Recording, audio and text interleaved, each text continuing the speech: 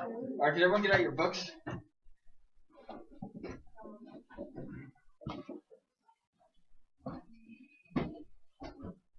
We left off on page 414.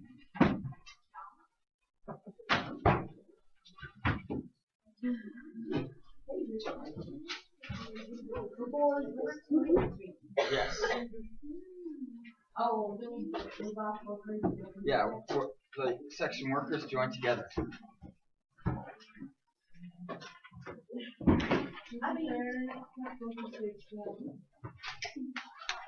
Okay, good.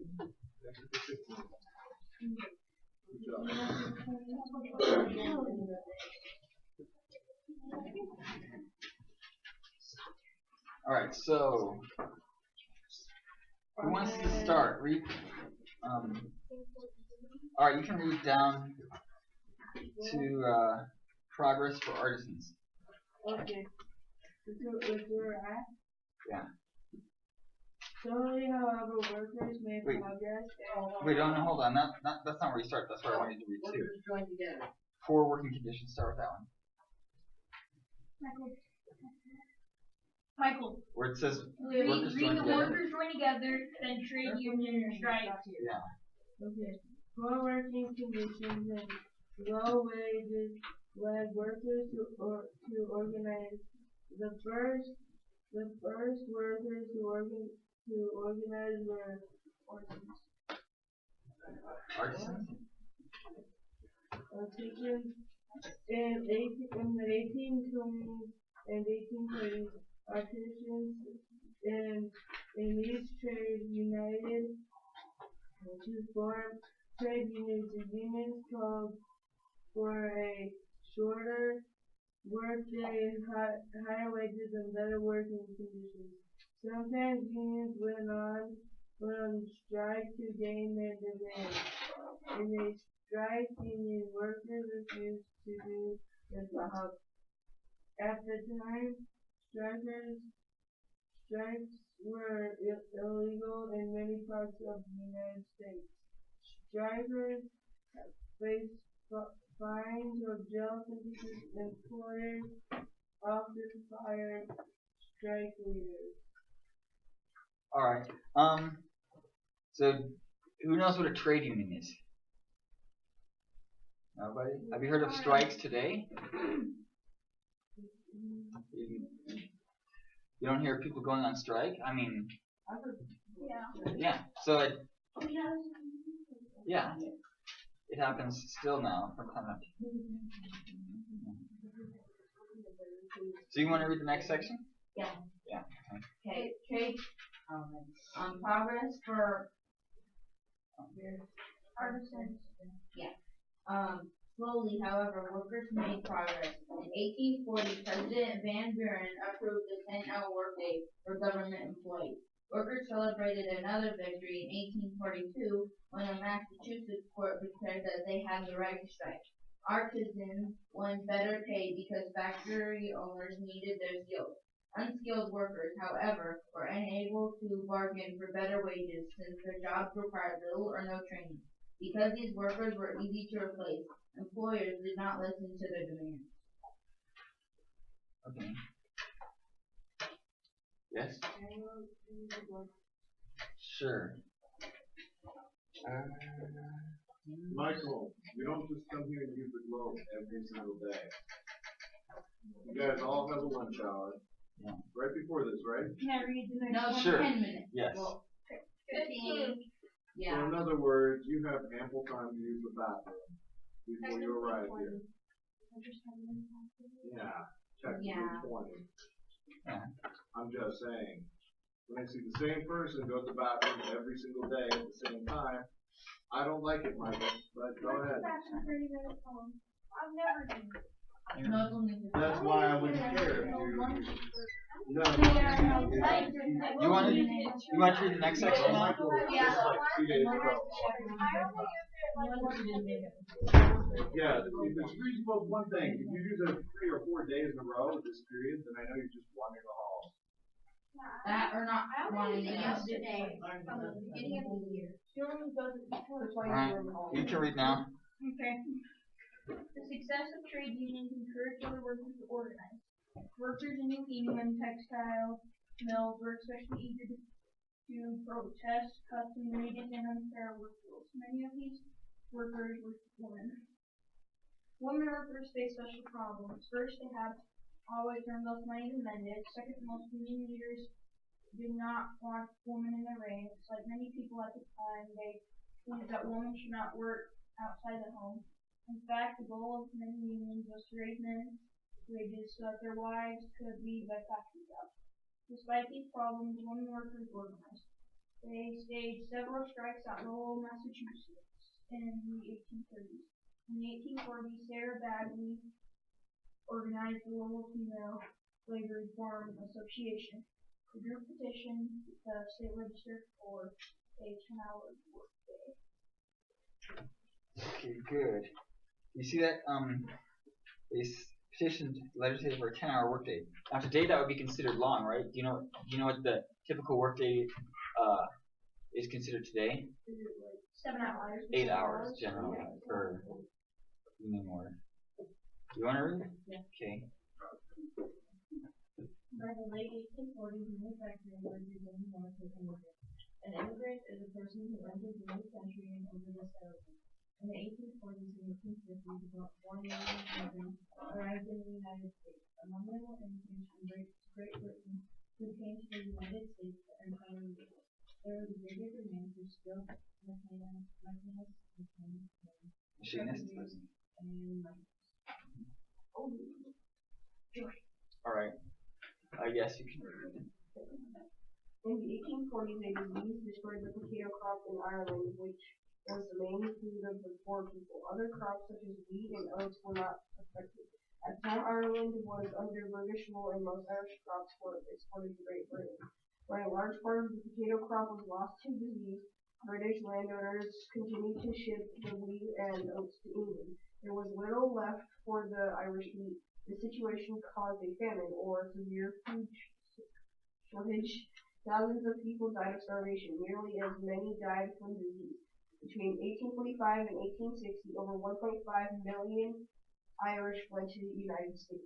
Meanwhile, many Germans were also arriving in the United States. Harsh weather conditions from 1829 to 1830 resulted in severe food shortages. By 1832, more than 10,000 Germans were coming to the United States in a single year. In 1848, revolutions had broken out in several parts of Germany. The rebels fought for democratic reforms. When the revolts failed, thousands had to flee. Many other German immigrants came simply to make a better life for themselves. Between 1848 and 1860, nearly 1 million Germans arrived in the United States. All right. Where did the majority of the immigrants come from? They came from Germany. Now look at that graph on that page there. Ireland. Yeah. Oh, I was looking at that. Yeah. Sorry. I didn't even see that. I mean, a lot came from Germany too, but Ireland's the big one. Yeah. Okay. Who wants to read now? I'll just pick someone up. You'll read again. You guys have all read, I think, haven't you? George. You can read. Yeah. Kendra. Yeah, Kendra. Laura enriching the nation. Mm-hmm. Immigrants supplied much of the labor that helped the nation's economy grow. Although most of the Irish immigrants had been farmers who had money to buy farmland. Many settled in the northern cities where low-paying factory jobs were available. Other Irish workers helped build many new canals and railroads. Irish women often worked as servants inside the home. Immigrants from Germany often had enough money to move west to buy good farmland. Others were artisans and merchants. Towns of the Midwest, such as St. Louis, Milwaukee, and Cincinnati had German groceries, butchers, and bakers. A small minority of the immigrants from Germany were Jewish. German Jews began immigrating to the United States in the 1820s. By early 1860s, there was about 150 communities in the United States with large Jewish populations. Very good. Alright. Reaction against immigrants. Jordan, read that section. Not everyone welcomes the flood of immigrants. One group of Americans called nativists wanted to preserve the country for native-born white citizens. Using the slogan, Americans must rule America, they called for laws to limit immigration. They also wanted to keep immigrants from voting until they had lived in the United States permanently. At the time, newcomers could vote after 5 years in the country. Some nativists protested that newcomers stole jobs from native-born Americans because they worked for lower pay. Furthermore, when workers went out on strike, factory owners often hired immigrant workers to replace them. Many distrusted the different language, customs, and dress of the immigrants. Others blamed immigrants for the rise in crime in the growing cities. Still others mistrusted Irish newcomers because many of them were Catholic. Until the 1840s, the majority of immigrants from Europe had been Protestant. By the 1850s, hostility to immigrants was so strong, the nativists formed a new political party. Members of the party were anti-Catholic and anti-immigrant. Many meetings and writers of the party were kept secret. This is called the You Know Nothing Party. The Know Nothing Party because members answered, I know nothing when asked about the party. The message of the party gained supporters. In 1856, the Know Nothing candidate for president won 21% of the popular vote. Soon, however, the party died out. Still, many Americans continued to blame the nation's problems on people. Good. Alright, so why do people not trust immigrants? Yes. Because they were stealing their jobs, and they also blame them for the rise of crime. And do we still have this issue today? Well, not getting mad at immigrants for coming over here, but kind of like the crime maybe. Okay. Well, yeah, I mean, if you look Yeah. at a lot of issues, I mean, what recent immigrant group do people tend to get angry about? Exactly. There's usually one group that people tend Back to. then it was the Irish, because they were all drunks. I'm Irish. Yeah, Well, you're back not then- those Irish. Yeah. No, your ancestors would have been those Irish, and they would have been treated well as a result of that. For a They while. weren't Catholic. They were Mormon. Well, Mormons weren't treated well either. Mormons were. They came from Ireland as They Mormons? probably started out. Yeah, missionaries converted them and then they came over here. Oh, well, okay. Then they probably would not have had the same experience. Yeah, but they would have had the problem that the Mormons had, which was they were still persecuted That's against anyway. true. So. Mormons were not well like them. Yeah. Irish one. Yeah, there you go. All right. Now, African Americans in Illinois. Who wants to read this section? Again. I guess someone else. Kirsten. During the nation's early years, slavery was legal in the North. By the early 1800s, however, all the northern states had outlawed slavery. As a result, thousands of free African Americans lived in the North. All right, just keep reading. Free African Americans in the North faced discrimination. Discrimination is a policy or attitude that denies equal rights or certain groups of people. As one writer pointed out, African Americans were denied the ballot box, the jury box, and the Hollywood legislature, the army, the public lands, the school, and the church. Even still, African Americans had trouble finding good jobs. One black carpenter was turned away by every station maker in Cincinnati. At last, a shop owner hired him. However, when he entered the shop, the other carpenters dropped their tools. Either he must have or they would. He declared, similar experiences occurred throughout the North. In addition, African Americans faced competition from immigrants who settled in northern cities. Alright, you can keep going for the last section. Despite such obstacles, some African Americans achieved notable success in business. William Whipper grew wealthy as the owner of lumberyard in Pennsylvania. He devoted much of his time and money to help bring an end to slavery. Henry Boyd operated the profitable Free Trade Company in Cincinnati. African Americans made strides in other areas as well. Henry Bear invented a corn planter and a cottonseed planter in 1845. Nathan Allen became the first African American licensed to practice law in the United States. After graduating from College in Maine, John Russell became one of the editors of Freedom's Journal, the first African American. Okay, so remember we're still talking about the North here. But so how are African Americans treated in the North? Yes? Oh, I thought you were at your hand there. Yes?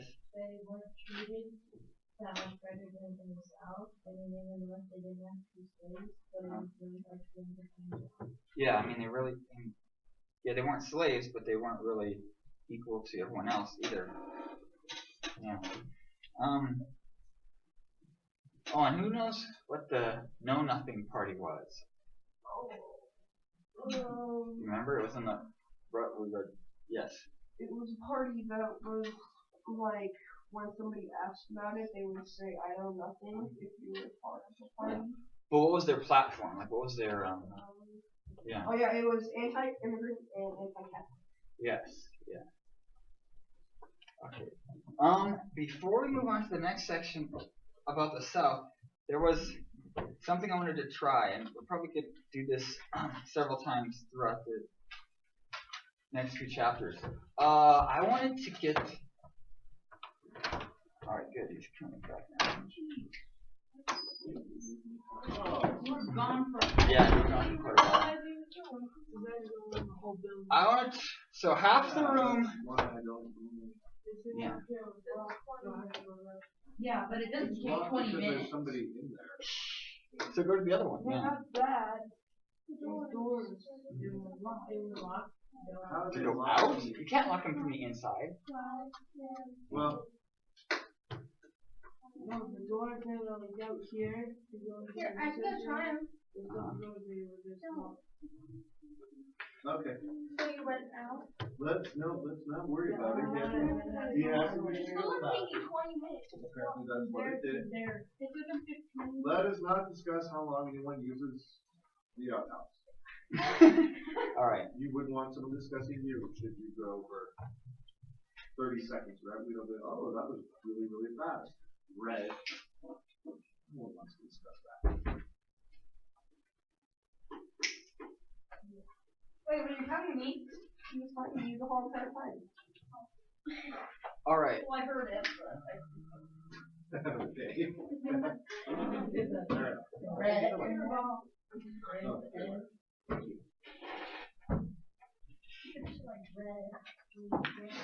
All right. So there's an activity I wanted to do. So I want to make. But this half of the class is the North. This half is the South. Oh no, but Jordan, I got something for you because there is another thing. You can be part of the border states, which are technically part of the South at this point, but later on. I don't like slavery. We're probably just. We're on this little pack thingy you're going to. You're gonna have to like light slavery. Yeah. Thing. I'm the horrible Yeah. president. You're a I poor don't like slavery. Yeah, so my I'm point- not gonna let it be. My point is, I wanted you to sort of, as we're reading through the different things now, to sort of look at, like if you're, this would probably be especially difficult for you if you're on the South side, but try and look at it to see what the motivation of each side is, and then we'll try and discuss the conditions and the reasoning behind each one's argument. So let's see here. So yeah, we'll probably do this again tomorrow. But let's continue on now with the South. So, oh yeah, remember which side you're on now, because I don't want people to be like switching around all the time. Well, I always sit over here, so I know. Yeah, I think everyone's pretty much in the same place. So who wants to read the beginning, setting the scene? Hey, who wants to read this part here, setting the scene, chapter 418, or page 14? Yes, you can read. An Englishman, Basil Hall, traveled to much of the South aboard a riverboat in 1827. He complained of the Southerners he met were interested in only one thing, cotton. All day and almost all night, we have been pilots too impressive to talk with nothing else, and sometimes our ears were so weary with the sound of cotton, cotton, cotton, that we gladly hailed fresh. Come to me, we have to me, but otherwise, what's cotton active? The first eager inquiry. Cotton became even more important to the South in the years after cultivated. It was so profitable, Southerners did not even feel a need to invest in factories. Even though Southerners grew other crops, cotton remained their leading export. Cotton plantations and the slave system of which they depended shaped the way of life in the South. All right. Yes, you can read this. The Industrial Revolution greatly increased the demand for southern cotton. Textile mills in the north in Britain even more and more cotton than they farmed. At first, most southern planters could not meet the demand. They could grow plenty of cotton because of the South's soil and climate were ideal. However, removing seeds from the cotton by hand was a slow process. Planters needed better ways to make cotton. All read. Alright. Yes, you can read the next part. Eli Whitney, a young Connecticut school teacher, was traveling to Georgia in 1793. He was going to be a tutor on a plantation. At that time, there were few public schools in the South. When Whitney learned of the planter's problem, he decided to build a machine to clean cotton. In only 10 days, Whitney came up with a model. His cotton engine, or gin, had 2 rollers with thin wire teeth. When cotton was swept between the rollers, the teeth spared the seeds from the fiber, separated them. The simple cotton gin had an enormous effect on the southern economy. A single worker using a gin could do the work of 50 people cleaning cotton by hand. Because of the gin, planters could now grow cotton at a huge profit. Alright. Who wants to read next? Yes, you can go. Cotton kingdom and slavery. The cotton gin led to a boom or swift growth in cotton production in 1792. Planters grew only 6,000 bales of cotton a year. By 1850, the figure was over 2 million bales. Planters soon learned that soil wore out if planted with cotton year after year. They needed new land to cultivate and prepare for planting. After the War of 1812, cotton planters began to move west. By the 1850s, there were cotton plantations extending in wide band from South Carolina through Alabama, Mississippi to Texas. This area of the South became known as Cotton Kingdom. Tragically, as Cotton Kingdom spread, so did slavery. Even though cotton could now be cleaned by machine, it still had to be planted and picked by hand. The result was a cruel cycle in which the worker slaves brought profits to planters, who then used the profits to buy more land and more slaves. You want to read? Okay.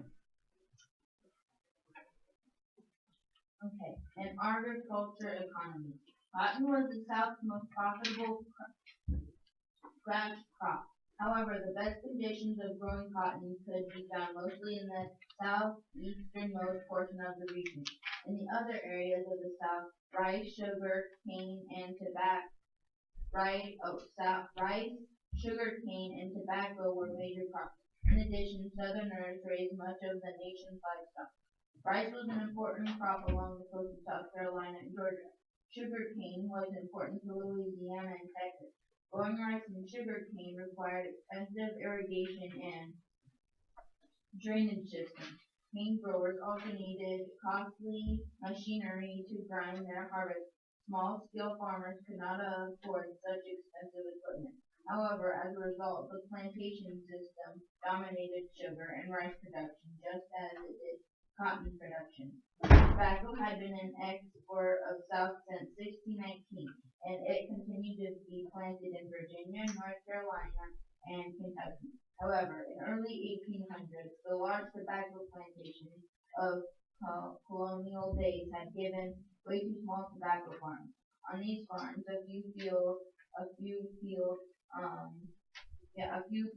hands tended 5 to 6 acres of tobacco.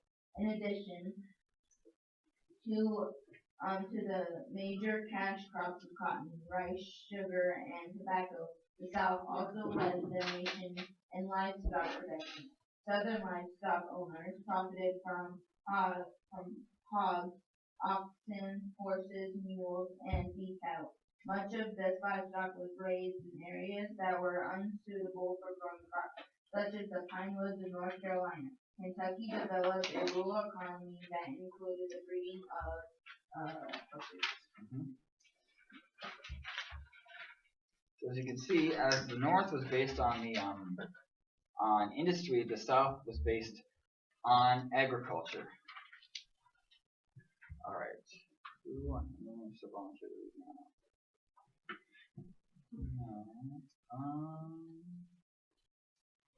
How about Mackenzie? Which one? Oh. Jones or Franco? How about Franco?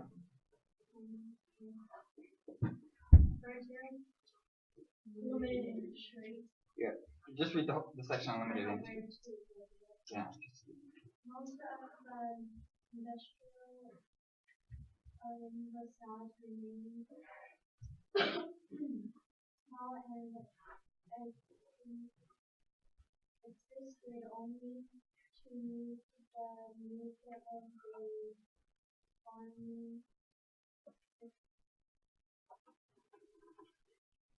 Farming society. society has cotton,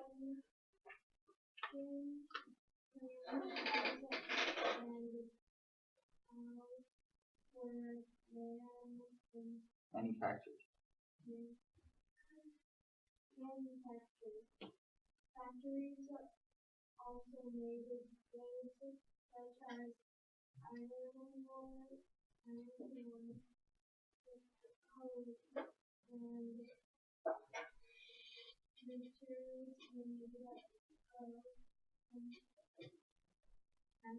Yeah. which were used to make cars, clothing,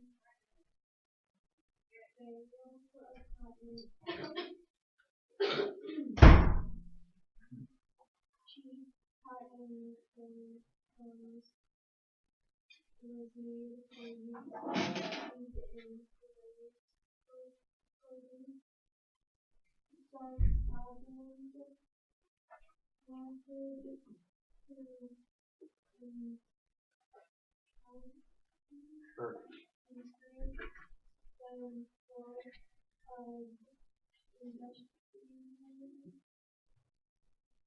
Industry. Yeah, industry in the South. In the South, land ran for example, cotton mill and South Carolina on the mill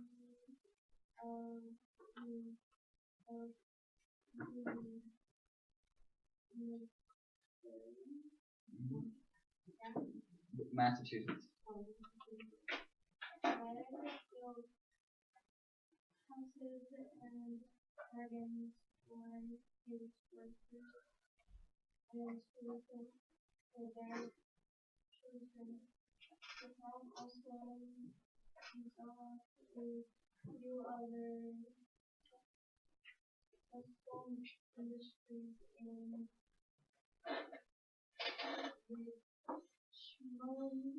Richmond, Virginia. For example, the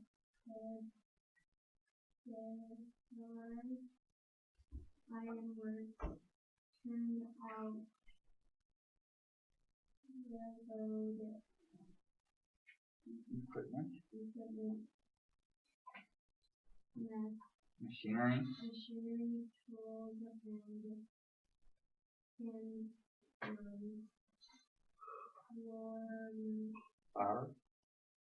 and flour, flour milling.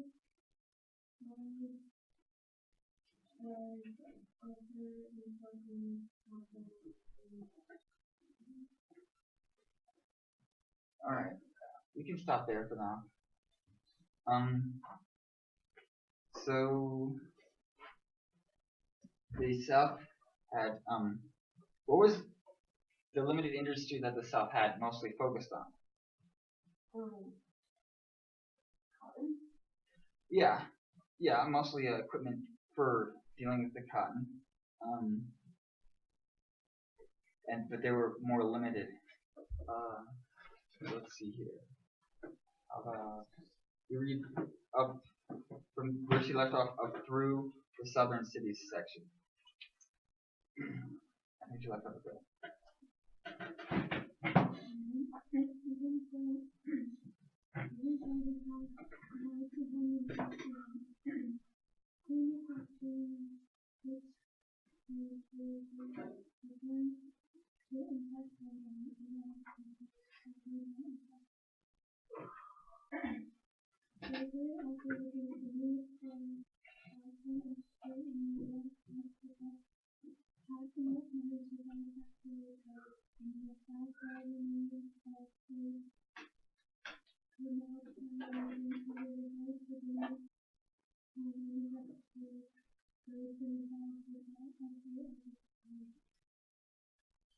Yeah, keep reading through the southern cities.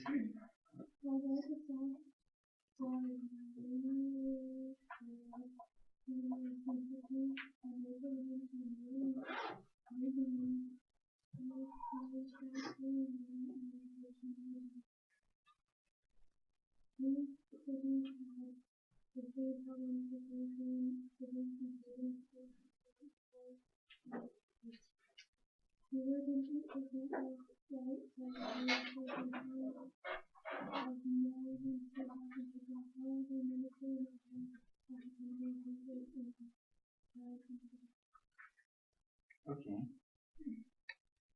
So, did a lot of people live in the towns and cities? But look where it says here, fewer than 8% of the white Southerners live in towns of more than 4,000 people. That'd be a town just slightly bigger than here. So it's not really very big. But then also African Americans lived in towns and cities, or the free African Americans. Alright, who wants to read the last section? Yeah, you can read. No. Taylor? Not Taylor, what was it? Mackenzie, yeah. The little industry others on the South came to depend more on the South than on Europe. Southern planters often borrowed money from northern gangs in order to expand their plantations. They also purchased much of their farm tools and machines from northern and Europe. Many southerners resented this situation. One southerner described a burial to show how the South defended on the north for many goods in the 1850s. The grave was dug through solid marble, but the marble headstone came for about 3 minutes. It was in a pine wilderness, but the pine cotton came from Cincinnati. And Iron Mountain overshadowed it, but the popping up and the screws and the shovels came from Pittsburgh. A hickory grove grew nearby, but the pick and shovel handle came from New York. The country so rich in underdeveloped resources furnished nothing for except quartz and the coal in the ground. Still, while Southerners were proud of the booming cotton industry in their region, also long as cotton maintained Southerners believed they could look to the future with confidence. Alright, good. So, how did these slaves play into the Southern economy? What was their significance in all of this?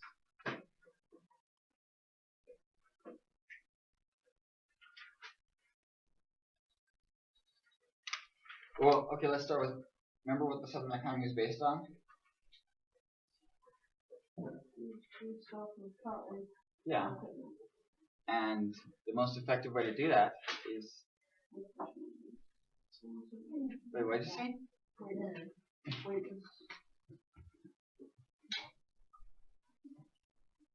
Can you repeat that question? I'm saying, what's the significance? You said it was based on cotton, which is true.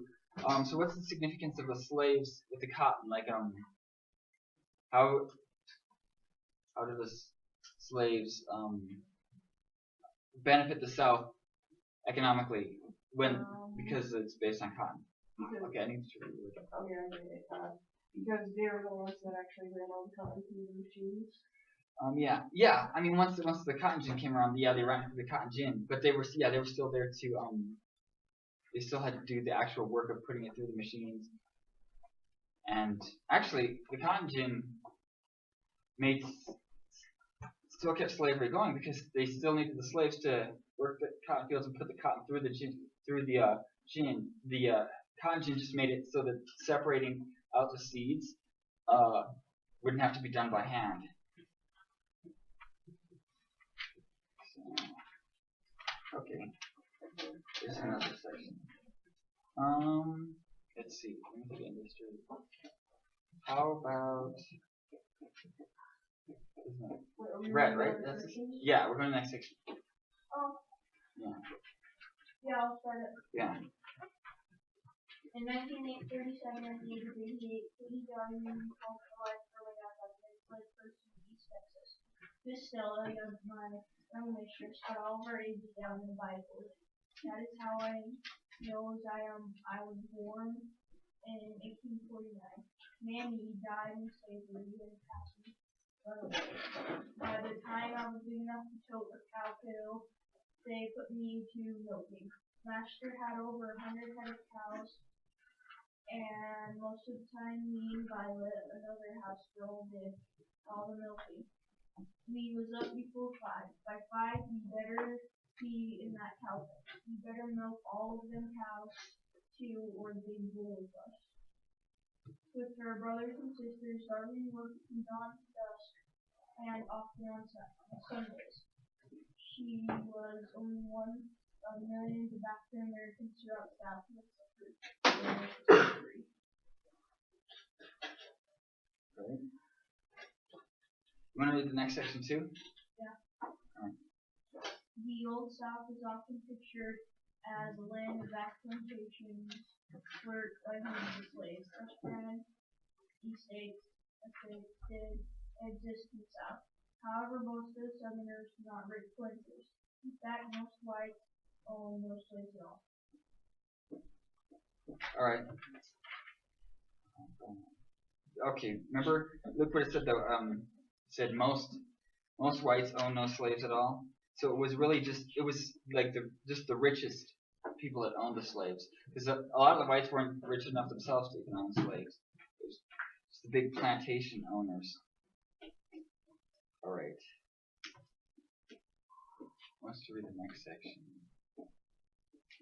All right. Planter was someone who owned at least 20 slaves. In 1860, only one white Southern and 30 belonged to a plantation. And even in a small number, less than 1% owned 50 or more slaves. These wealthy families were called the cotton makers because they made huge amounts of money from cotton. Though few in number, their greed and way of life dominated. The richest planters built elegant homes and filled them with expensive furniture from Europe. They entertained lavishly. They tried to dress and behave like those who knew nobility. Because of their wealth and influence, many planters became already favored. They voted many hours to local, state, and national politics. Planters hired white overseers to run day-to-day affairs on the plantations and to manage the work of the slave owners. All right. You want to read the next two sections? Small farms and poor whites. About 75% of Southern whites were small farmers. These plain folk owned the land they farmed. They might also own one or two enslaved Africans. Unlike planters, plain folk worked with their slaves in the field.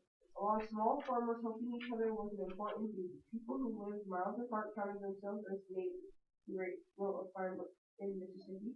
And in case of sorrow or sickness, there was no limit to the service neighbors provided.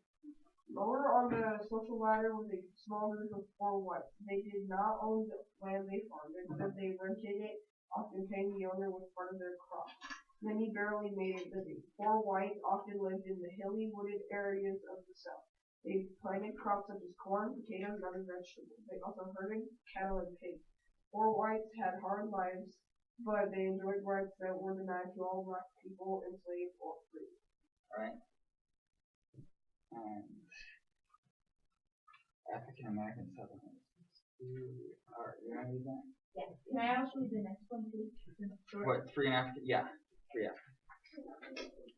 Both free and enslaved African Americans lived in the South. Although free under the law, African Americans faced hard discrimination. Enslaved African Americans had no rights at all. Free African Americans. Most free African Americans were descendants of slaves freed after the American Revolution. Others had brought their freedom in 1860. Over 200,000 free blacks lived in the South. Most lived in Maryland and Delaware, where slavery was declining. Others lived in cities such as New Orleans, Richmond, and Charleston. Slave owners did not like free African Americans living in the South. They feared that free African Americans set a bad example, urging slaves to rebel. Also, slave owners justified slavery, but claiming that African Americans did not take care of themselves. Free African American workers proved this idea wrong. To discourage free African Americans, Southern states passed laws that made life even harder for them. Free African Americans were not allowed to vote for travel. In some Southern states, they had to move out of the state or risk the chance of being kidnapped and enslaved. Despite these limits, free African Americans were able to make a life for themselves. Some even made valuable contributions to Southern life. For example, Robert Rillieux invented a machine that revolutionized the way sugar was refined. Another inventor, Henry Blair, patented a seed planter. So what did free African Americans contribute to the South?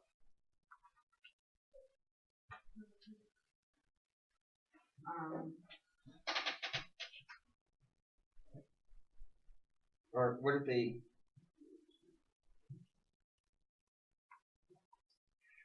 Look at the last Like, paragraph. why did they go to the south? No, not why did they go to the south, but what did they do? Like, they still had some success. Because remember, look what you just Oh. read.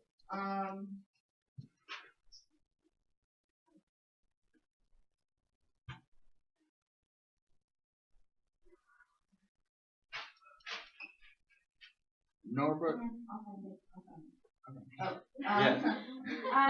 One of them made a machine that like revolutionized the way sugar was refined, and the other one made a seed planter. Mhm. Yes, so they still contributed, even though they were still much discriminated against. Okay, enslaved African Americans. You want to read that part? Enslaved African Americans. Yeah. Sure. By 1860, enslaved African Americans made up 1/3 of the South population. Most worked in fields, hands on cotton plantations. Both men and women cleared new land, planted, and harvested crops. Children helped by pulling weeds, collecting wood, and carrying water to the field by hand. By the time they were teenagers, they worked between 12 and 14 hours a day. On large plantations, some African Americans became skilled workers, such as carpenters and blacksmiths, and worked in cities and lived almost as if they were free. Their earnings, however, belonged to their owners. Alright. Jordan, could you read The Life Without Freedom and the first section after that? Or the first? Read Life Without Freedom and Slave Code. Yeah. So the life of an enslaved African American was determined by strict laws and the practices of individual slave owners. Conditions varied from plantation to plantation. Some owners made sure their slaves had clean cabins, decent food, and warm clothes. Other planters spent as little as possible on their slaves.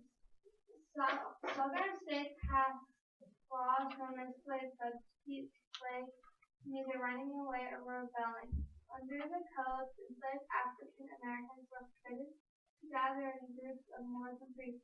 They could not leave their owners' land without a written pass. They were not allowed to own guns.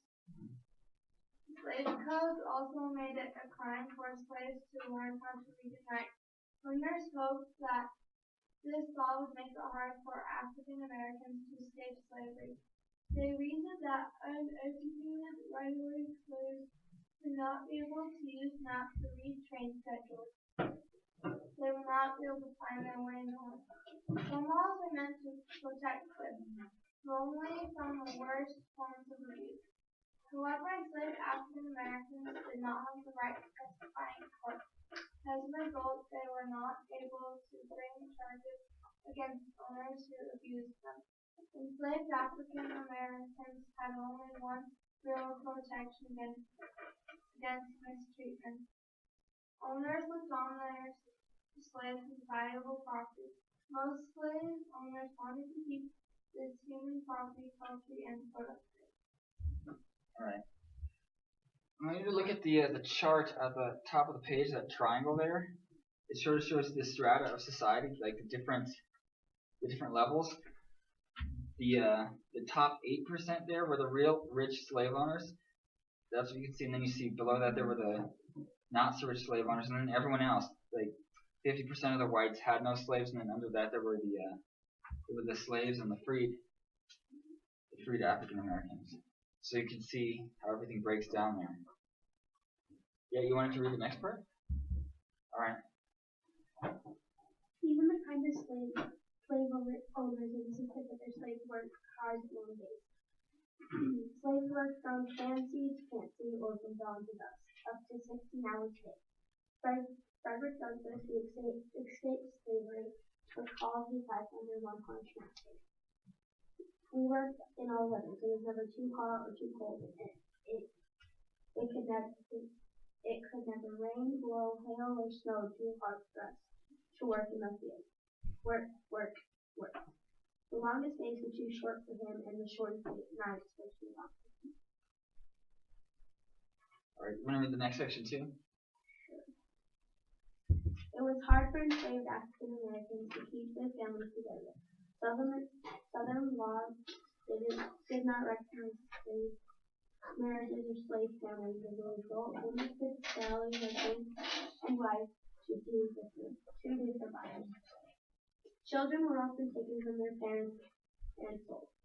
On large plantations, many enslaved women did manage to stay together. For those African Americans, the family was a source of strength, pride, and love. Grandparents, parents, children, aunts, uncles, and cousins formed a close-knit group. This idea of extended family has its roots in Africa. Enslaved African Americans preserved other traditions, as well as parents taught their children traditional African stories and songs.